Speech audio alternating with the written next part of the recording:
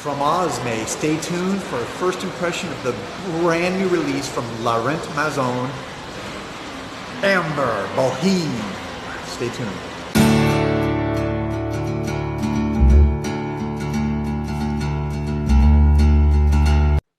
Welcome back, everybody. This is Joel the Nose, and today I'm going to be reviewing a brand new, spanking new fragrance. Okay, real treat here that I got from Osme, and it was a sample they had in the store because I don't even have the full bottle yet. But this is Ambre Boheme. Okay, and this is from the French house. I want to say this right, Laurent Mazzone. Laurent Mazzone, okay? So that is the perfumer, and that's his own house. He's the nose. And this is Ambre Boheme. He's released a lot of beautiful fragrances over the years. All right. Amazingly talented. And this is his newest fragrance. In fact, it's so new that there's no reviews on Fragrantica yet. And therefore, there's no rating, there's no reviews. I went to their website to get some more information on it, and they don't even have it listed on their website yet at Laurent Mazzone. So that was interesting. So you're getting something brand new here. I'm sure this is going to be probably the first YouTube review also because this is so new. This is, again, just released at the end of 2019. It's a unisex eau de parfum, classified as an oriental woody. And Laurent Mazzone, by the way, is a French niche house. Okay, so they're a Parisian-based niche fragrance designer, and let me get right into this. All right, so at the top you have nutmeg. At the heart you have cypre oil, or it's also called nagarmotha, which is like a spicy kind of woody oil. And then you have at the base a lot going on here: Virginia cedar, patchouli, sandalwood, gaiac wood, Gurgin balsam, Kashmiran oud, tonka bean, vanilla, and musk. So you have a very big progression from the top where there's only one note, two notes in the mid, and then boom, you have all these notes at the bottom.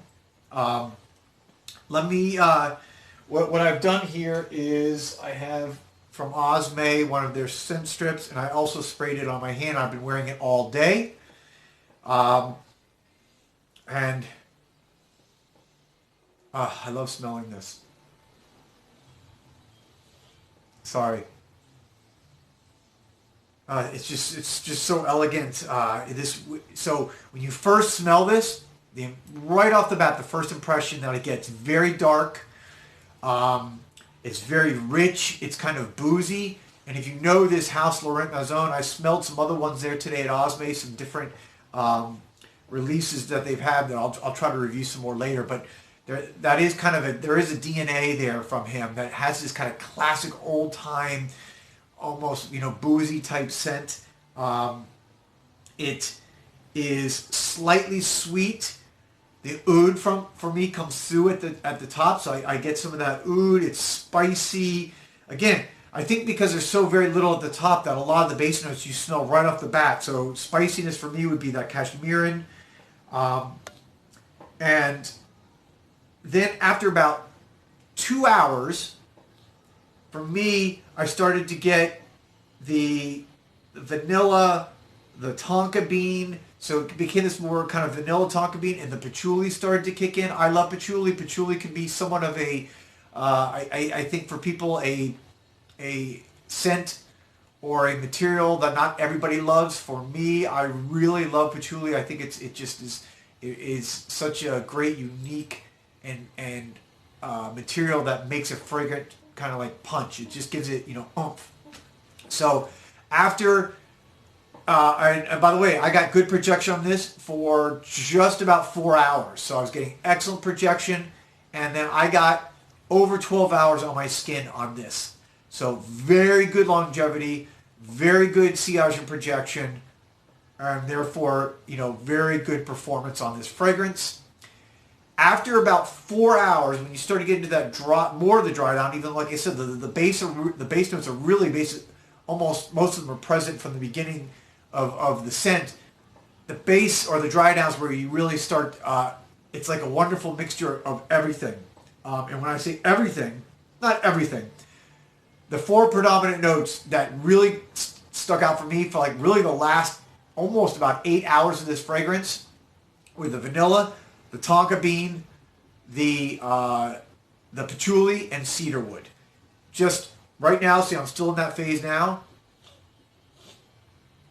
And it's beautiful. It's kind of warm. It's similar to, I also smelled today at Osme, Pardon by Nasamoto, which I'm going to be reviewing also. And it has a similar feel to it, but this one's got, the difference in the bottom is it's less woodsy. It's more amber and patchouli smell than it is that Pardon is more of a woodsy element to it. So anyways, this is a beautiful fragrance. I highly recommend getting your nose on it. Of course, I never recommend blind buying anything. And just, I want to make a quick point about my reviews. I look on the Facebook forums, and you see a lot of people, reviewers this, reviewers that. Reviewers don't know this. This is how I feel about it. Just to give my quick 2 cents. Reviewers are like anything, reviewing anything out there. It could be anything, knives, shoes, food, right? Everybody's got their own taste. Music, movie critics, everyone has their own taste, okay? Especially in perfume, because what may smell good on you or me is totally different. So what I think that I look for in a reviewer, personally, when I follow reviewers, is not general descriptions of I like it, or this, that. I don't care really if you like it or not, because whether you like it means nothing to me, because my nose is totally different from yours. And I think you should judge me the same way. If I go into whether I like it, that's great. That means nothing for you. Listen to the background, how much research is put into the review of the house, the perfumer, the raw materials, the what I call the objective factors, the sillage, the projection, the longevity, those things. Again, I'm going to turn you by background. I look for objective facts, okay? Of course, there has to be subjective things in any review because I'm subjectively reviewing something that's personal to me. But from every review or any review that I think is productive, that's what you need to look for. And therefore, I think all reviewers, at least ones that put some time and effort into it, are valuable. Because you're going to get something out of it if they're giving you objective, hard evidence that you can then take for yourself when you think about, am I going to try that? Am I going to order a decant, a sample? Again, don't blind buy. I never recommend that. But you get my drift. So just want to give my 2 cents on that. If you have comments, please leave them below. If you have not subscribed already, please consider subscribing. That would be wonderful. I appreciate all you have done. And I thank you very much for taking the time to watch this video today. Hope everyone's having a great one, and I will be back soon. Thanks a lot.